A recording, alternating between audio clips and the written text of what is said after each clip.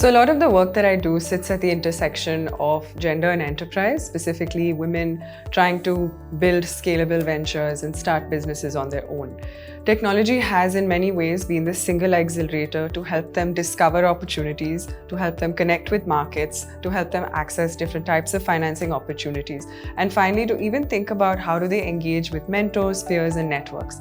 In many cases, the absence of technology was a singular barrier in preventing people who didn't come from elite backgrounds, who were not English language speakers, from finding ways to set up enterprises and to become productive, dignified, earning members of our community.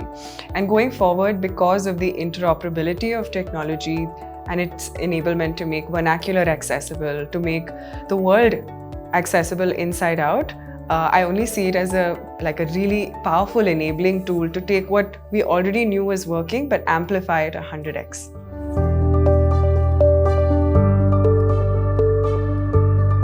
Technology has been useful to provide data points to influence policy.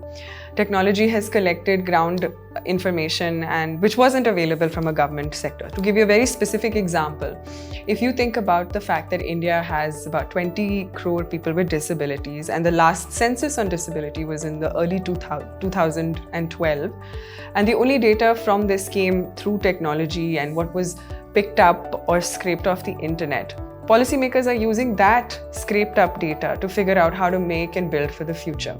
So that's one concrete example of how policies change.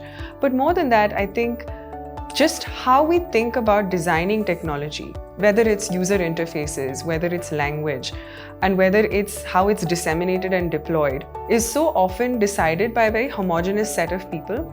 And policymakers sit at a point where they really need to think about expanding and making that elastic, the definition, so that most number of people affected are included.